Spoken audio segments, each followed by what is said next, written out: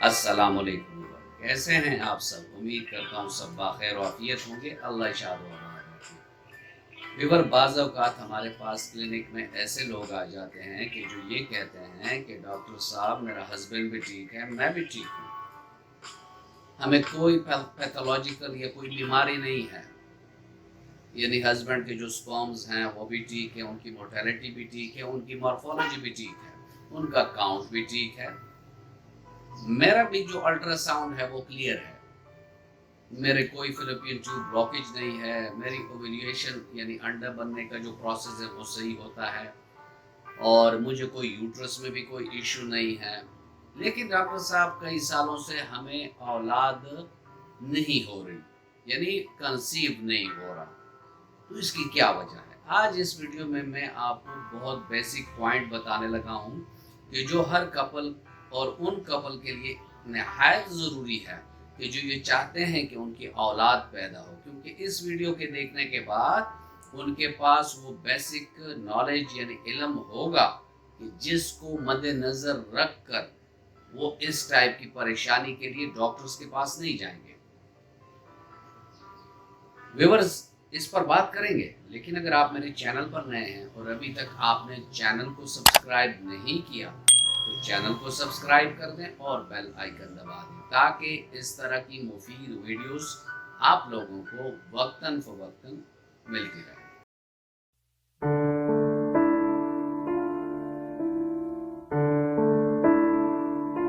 Viewer, सबसे पहले तो आप स्पर्म को समझ लें कि स्पर्म का मकसद क्या है। स्पर्म का मकसद यही होता है कि वो अंडे को फर्टिलाइज कर दे, यानी उससे बच्चा पैदा हो सके।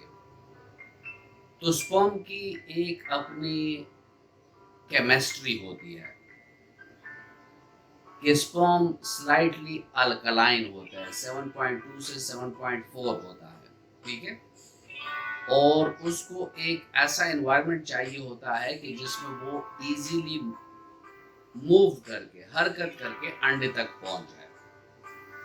साइंटिस्ट और रिसर्च बताती है कि स्पर्म जो अल्कलाइन है स्लाइटली, अगर ये एसिड मीडियम में चला जाए यानी तेजाबी माहौल में चला जाए तो पहले 1 मिनट में इसकी मोर्टेलिटी खत्म हो जाती है, यानी इसकी मूवमेंट रुक जाती है। जैसे ही ये एसिडिक एनवायरनमेंट में जाता है इसकी मूवमेंट रुक जाती है। फिर उसी रिसर्च आर्टिकल में यहाँ तक बताया गया है कि जब वो 10 मिनट तक एसिडिक मीडियम में रहता है तो वो मर जाता है। ये एक पॉइंट हो गया कि मर्द का जो स्पर्म है अल्कलाइन है और उसे एक माहौल चाहिए कि वो उसमें आगे मूव कर सके। यहाँ एक सवाल मेरे व्यूअर्स ये उठाएंगे कि डॉक्टर साहब पेशाब की अक्सरियत थोड़ा बहुत तेजाबी होता है, तो स्पर्म भी इस यूरिथ्रा से आते हैं, तो क्या वो तेजाबी चीज़ जो है वो स्पर्म की हेल्थ को तबाह नहीं करेगी? इसका जवाब यह है कि बल्बो यूरिथ्रल ग्लैंड्स होती हैं। जब आप सेक्सुअल एक्टिविटी के लिए जाते हैं, इज़दिवाजी ताल्लुक के लिए जाते हैं, तो बल्बो यूरिथ्रल ग्लैंड जो है वो वाइट किस्म का एक फ्लूइड पहले से भेज देता है और वो यूरिथ्रा को 2 फंक्शंस के लिए तैयार करता है। एक तो उसमें अगर कोई एसिडिक पार्टिकल्स हैं उसको ये खत्म कर देता है, दूसरा यूरिथ्रा को लुब्रिकेट कर देता है, यानी उसमें ऐसा लुब्रिकेशन, यानी जिसे कहते हैं कि रवानी के लिए उसको थोड़ी बहुत लुब्रिकेशन चाहिए होती है। तो जब यूरिथ्रा लुब्रिकेट होता है तो स्पर्म वहां से शूट करके गुजरता है। अगर यही स्पर्म किसी खुश्क यूरिथ्रा से गुजरे तो उसमें फिर ये हो सकता है कि यूरिथ्रा सारा रप्चर हो जाए। ये एक पॉइंट हो गया। अब आते हैं फीमेल की जो रिप्रोडक्टिव एरिया है, from vaginal canal to uterus.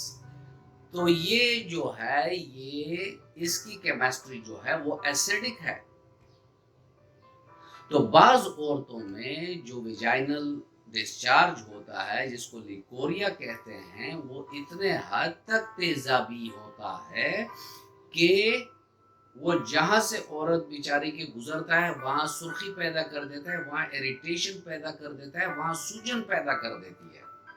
تو آپ اندازہ لگا سکتے ہیں کہ جو سکن کا یہ حشر کر دے وہ سپرم کا کیا حشر کرے گا۔ تو ایسے لوگ، ایسے کپلز جن کی وائف کو ایسیڈک لیکوریا ہے تو ان کے بچے بھی کبھی پیدا نہیں ہوں گے۔ یہاں میرے جو فالوورز ہیں سوال اٹھائیں گے کہ ڈاکٹر صاحب یہ اگر عورت کا میڈیم ایسڈ ہے نیچرلی قدرتی طور پر اور سپرم الکلائن ہے تو یہ پھر کیسے ہوگا، یہ بچہ کیسے پیدا ہو رہے ہیں؟ بڑا جینون سوال ہے نا۔ اس کا یہ ہے کہ جب عورت کو سیکشول ایروزل ہوتا ہے، یعنی جب وہ ازدواجی تعلق میں پارٹیسپیٹ کرتی ہے تو اس کے اندر جو میوکوزا ہے وہ سیکریشن سٹارٹ کر دیتا ہے۔ جب وہ سیکریشن سٹارٹ ہو جاتی ہے تو جو ویجائنا کا ایریا ہے، جو یوٹرس کا ایریا ہے، وہ لوبریکیٹ بھی ہو جاتا ہے، یعنی اگر خشک ایریا میں مرد پینیٹریٹ کرے گا تو اس سے عورت کے اندرون زخم پڑ جائیں گے، ٹھیک ہے؟ تو اس کی لوبریکیشن کا کام بھی کرتی ہے اور ساتھ میں اس کو نیوٹرلائز بھی کر دیتا ہے ماحول کو سپرم کے لیے، اس ایسیڈک میڈیم یعنی ایسیڈک ماحول کو نیوٹرلائز یعنی اس کو ٹھیک کر دیتا ہے اتنے حد تک کہ اس میں سپرم آ کر موو کر کے انڈے تک پہنچ جائے۔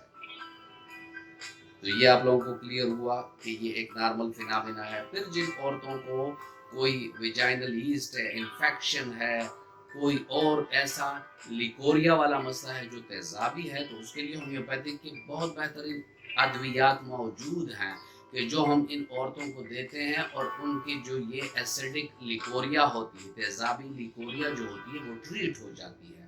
اور میرا مشورہ آپ سے یہی ہوگا کہ جب بھی آپ لوگوں کو کوئی ایسا مسئلہ ہو تو سیلف میڈیکیشن نہ کیا کریں، کسی قابل ہومیوپیتھک ڈاکٹر سے ملیں تاکہ آپ کو وہ بالمثل ادویات دے سکیں۔ ویورز، امید کرتا ہوں آپ کو ویڈیو اچھی لگی ہوگی، اگر آپ کو اچھی لگی ہے تو ویڈیو کو لائک کر دیں اور فرینڈ اینڈ فیملی ممبرس کے ساتھ اس کو شیئر کر دیں۔